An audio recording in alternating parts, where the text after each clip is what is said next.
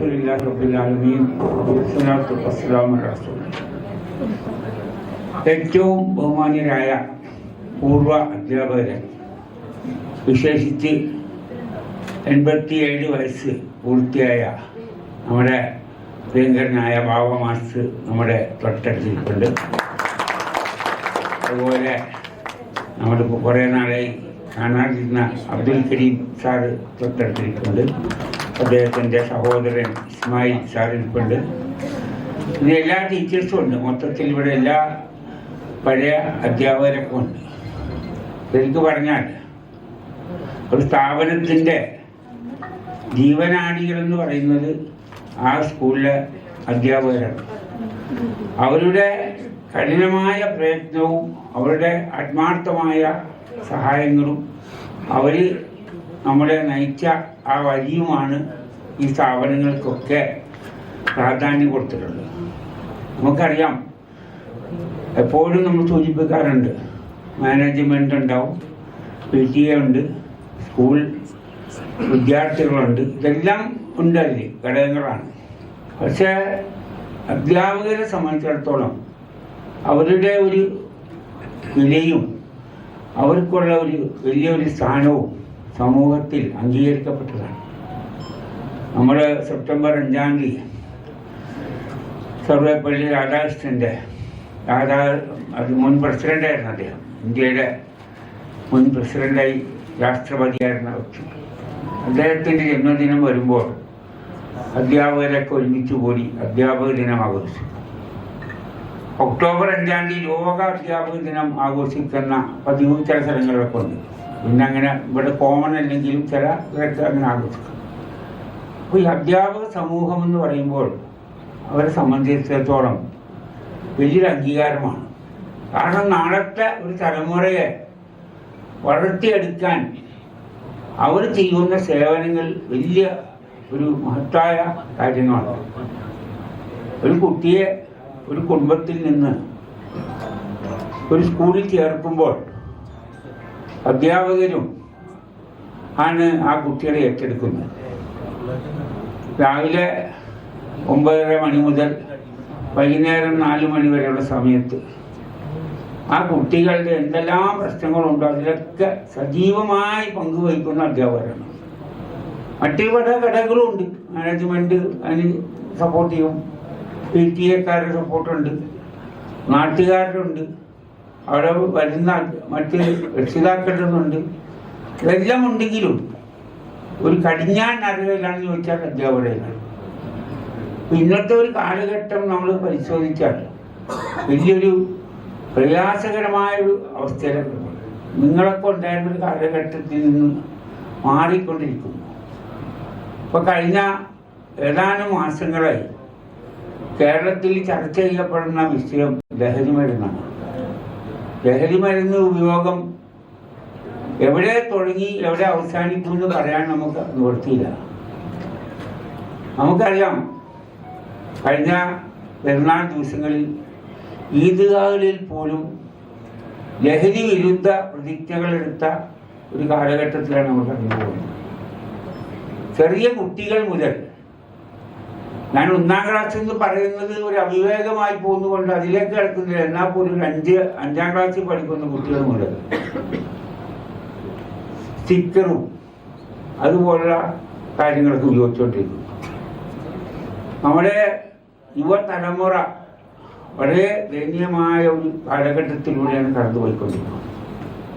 അപ്പം അതുകൊണ്ട് പഴയ അധ്യാപകർ നമ്മുടെയൊക്കെ സ്ഥാപനങ്ങളിൽ വന്ന് അവരുടെ അനുഭവങ്ങളും അവരുടെ ദീർഘവീക്ഷണങ്ങളും അവരുടെ മനസ്സിലുള്ള അഭിപ്രായങ്ങളും ഒക്കെ ഇടയ്ക്കിടയ്ക്ക് നിങ്ങൾ ഞങ്ങളുടെ സ്ഥാപനവുമായി പങ്കിടണം. ബാബുവിൻ്റെ മഹത്തായ ഒരു അനുഗ്രഹം കൊണ്ട് 1964 എനിക്ക് അന്ന് 14 വയസ്സുള്ള കാലഘട്ടത്തിൽ ആ സ്ഥാപനത്തിൽ ഒരു സ്കൂൾ ആരംഭിക്കാൻ എൻ്റെ മാതാപിതാക്കളായ അജീസ സെട്ടും അദ്ദേഹത്തിൻ്റെ ഭാര്യ ഖദീജ ഭായിൻ്റെ ഉമ്മയുമായ സ്ഥാപനം തുടങ്ങാൻ എന്തോ അവരുടെ മനസ്സിൽ ആഗ്രഹം വന്നു. അന്നത്തെ ഒരു കാലഘട്ടത്തിൽ നമുക്കറിയാം, പള്ളികളും പള്ളിക്കൂടങ്ങളും എന്നുള്ളൊരു ആശയം സ്വാഭാവികമായിട്ടും പലരുടെയും മനസ്സിലുണ്ടായിരുന്നു. അപ്പോൾ തൊട്ടടുത്തൊരു പള്ളി 1958 സ്ത്രീകൾക്ക് കൂടി പങ്കെടുക്കാവുന്ന സാഹചര്യം ഒരുക്കിക്കൊണ്ട് ഉദ്ഘാടനം നടന്നു. പിന്നീടാണ് സ്കൂൾ വന്നത്. 64 മുതൽ ഏതാണ്ട് 80 കാലഘട്ടം വരെയും എൻ്റെ പിതാവായിരുന്നു അതിൻ്റെ മാനേജർ. 83 അദ്ദേഹം മരണപ്പെടുന്നത്. വിവാഹം അദ്ദേഹത്തിൻ്റെ മക്കളത്ത് കൊടുത്തത്. അപ്പം അത് 80 എന്നോട് വിളിച്ചതിൻ്റെ ഉത്തരവാദിത്വം ഏൽപ്പിച്ചു. അന്ന് മുതൽ ഇന്ന് വരെയും അൽഹംദുലില്ലാഹ് വലിയൊരു ബുദ്ധിമുട്ടൊന്നും കൂടാതെ സ്ഥാപനം മുന്നോട്ട് കൊണ്ടുപോകാൻ കഴിഞ്ഞിട്ടുണ്ട്. അതിൽ അന്നത്തെ പൂർവ്വ അധ്യാപകരും ഇന്നത്തെ അധ്യാപകരുമൊക്കെ സഹകരിച്ചിട്ടുണ്ട്. PTA-ക്കാരുടെ സഹകരണമുണ്ട്, നാട്ടുകാരുടെ സഹകരണമുണ്ട്, എല്ലാവരും സഹകരിച്ചിട്ടുണ്ട്. റിസൾട്ട് അൽഹംദുലില്ലാഹ് വളരെ നന്നായിട്ടുണ്ട്. പക്ഷേ നമ്മൾ പറഞ്ഞ പോലെ പൊതുവിദ്യാഭ്യാസ രംഗം പലതരം ഭീഷണി നേരിട്ടുണ്ട്. പുതിയ അധ്യാപകരെ എടുക്കാൻ നമുക്ക് സാധിക്കുന്നില്ല. അപ്പോൾ കഴിഞ്ഞ 4 വർഷങ്ങളോ 5 വർഷങ്ങളായിട്ട് ഭിന്നശേഷിയുടെ ഒറ്റ കാരണം പറഞ്ഞ് സ്ഥാപനത്തിൽ പുതിയൊരു അപ്പോയിൻമെൻറ്റ് വരും. കുറേ പേര് ജോലിക്ക് വേണ്ടി സമീപിക്കുമ്പോൾ അവരുടെയൊക്കെ നമുക്കൊന്നും പറയാൻ പറ്റാത്ത. അതുപോലെ തന്നെ നല്ല സാമ്പത്തികമായി വളരെയധികം ഉത്തരവാദിത്വം ചെലവും ഒക്കെ വന്നുകൊണ്ടിരിക്കുന്നുണ്ട്. എല്ലാം ഓരോ കാലഘട്ടങ്ങളിൽ നിന്ന് നടന്നുകൊണ്ടിരിക്കുന്നു തന്നെ നമുക്ക് കാര്യങ്ങളൊക്കെ ഓരോ രീതിയിൽ മുന്നോട്ട് നടത്താൻ കുറേയധികം പ്രശ്നങ്ങൾ വരുന്നുണ്ട്. ഒരു വിദ്യാഭ്യാസ രംഗത്ത് നമ്മുടെ ഗവൺമെൻറ് കുറേ കാര്യങ്ങൾ ചെയ്തിട്ടുണ്ടെന്ന് അവകാശപ്പെടുന്നുണ്ടെങ്കിലും ആ അവകാശങ്ങൾ പ്രത്യേകിച്ച് ചില കെട്ടിടങ്ങളുടെ നിർമ്മാണത്തിലൊക്കെ ഒതുങ്ങി നിൽക്കുകയാണ്. മറ്റു കാര്യങ്ങളിലേക്കൊന്നും അവർ കിടക്കുന്നില്ല. അപ്പോയിൻമെൻറ്റിൻ്റെ കാര്യത്തിൽ എനിക്കറിയാവുന്ന പോലെ ഏതാണ്ട് കഴിഞ്ഞ വർഷം വരെ 16,000-ലധികം അധ്യാപകർക്ക് ഇതേവരെയും ജോലി സ്ഥിരത നൽകിയിട്ടില്ല. വളരെ ഈസിയായ മട്ടിലാണ് പോകുന്നത്. കാരണം അവർ പറയുന്നത് നിങ്ങൾ ടെമ്പററി ആയിട്ട് ആളെ വെച്ചോ, അപ്പം ഒരു പ്രശ്നമില്ലല്ലോ, പെൻഷൻ്റെ പ്രശ്നമില്ല, മറ്റു കാര്യങ്ങളൊന്നുമില്ല, നിങ്ങൾ പോയിക്കൊണ്ടിരിക്കുന്നില്ല. അപ്പോൾ അധ്യാപകർ നേരിടുന്ന കുറേയധികം പ്രശ്നങ്ങളുണ്ട്. പിന്നെ വിദ്യാഭ്യാസ രംഗത്ത് തന്നെ കുറേയധികം പ്രശ്നങ്ങളുണ്ട്, വളരെയധികം പ്രശ്നങ്ങളുണ്ട്. ഇപ്പം തന്നെ ഞാൻ ഇക്കൊല്ലം മനസ്സിലാക്കിയ പുതിയൊരു രീതി, ആദ്യത്തെ 15 ദിവസം കളിയും തമാശയുമായിട്ട് വേണം സ്കൂളിലെ കാര്യങ്ങൾ പോകണമെന്ന് പറഞ്ഞുള്ള ഒരു പുതിയ സർക്കുലർ കഴിഞ്ഞ ദിവസം വന്നിട്ടുണ്ട്. സ്കൂളിൽ അധ്യയനം തുടങ്ങുന്നത് ജൂൺ 2-ാം തീയതി സ്കൂൾ ആരംഭിച്ചാലും ജൂൺ 17-ാം തീയതിക്ക് ശേഷം ശരിക്കുള്ള പഠനം തുടങ്ങിയാൽ മതി എന്നൊക്കെയാണ് ഗവൺമെൻറ് പുതിയ പുതിയ നിർദ്ദേശങ്ങൾ ഇറക്കിയിട്ടുള്ളത്. അത് ഇന്നത്തെ അവസ്ഥയിലായിരിക്കാം, പ്രത്യേകിച്ച് ഈ ലഹരിയുടെയൊക്കെ ഉപയോഗമൊക്കെ ഉള്ളതുകൊണ്ടിട്ട് അതിനെ തടയാനും കുട്ടികളെ ബോധവൽക്കരിക്കാനും ഒക്കെയുള്ള ശ്രമങ്ങളായിരിക്കും. അതൊക്കെ നല്ല കാര്യമാണ്, ഞാനത് കുറ്റപ്പെടുത്തുന്നതല്ല. പക്ഷെ സ്വാഭാവികമായിട്ടും നിങ്ങൾ പഠിപ്പിച്ചിരുന്നൊരു കാലഘട്ടവും ഇന്നത്തെ കാലഘട്ടവും വളരെയധികം മാറിയിരിക്കുകയാണ്.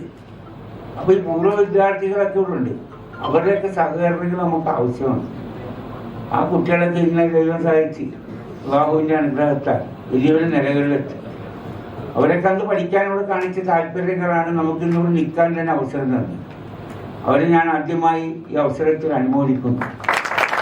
പ്രത്യേകിച്ച് 1990 കാലഘട്ടത്തിൽ, അല്ലേ 90 കാലഘട്ടത്തിൽ പഠിച്ച കുട്ടികളാണ്. 92-ലാണ് ഇവര് 92 അപ്പൊ നമ്മുടെ ആ കാലഘട്ടത്തിൽ വലിയൊരു കാലഘട്ടമാണ്. നമുക്കറിയാം നമ്മുടെ കൂടെയുള്ള അഡ്വക്കേറ്റ് സുൽഫി നല്ല ഉയർന്ന ലെവലിലെത്തി അവിടെ പഠിച്ചാൽ. കാരണം എലിമ ടീച്ചർ നമ്മുടെ സ്കൂളിലെ ടീച്ചറായിരുന്നു, അത് കഴിഞ്ഞ് പ്രിൻസിപ്പളായി.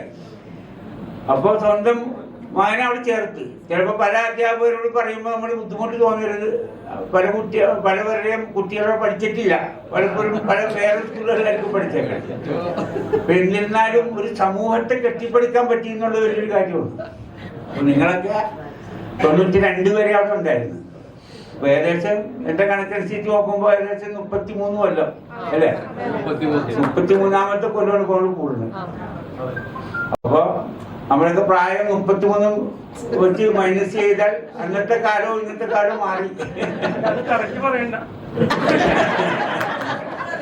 ഏതായാലും നിങ്ങളിങ്ങനെ ഒരു പരിപാടിക്ക് ക്ഷണിച്ചത് സന്തോഷം. എല്ലാ കൊല്ലത്തിലും 3-4 പരിപാടികൾ മിനിമം ഈ നടത്തുന്നുണ്ട്. അതൊക്കെ നല്ല കാര്യങ്ങളാണ്. ഇപ്പൊ കഴിഞ്ഞ ആഴ്ച നമ്മുടെ കുട്ടികളുടെ പരിപാടി നടന്നു.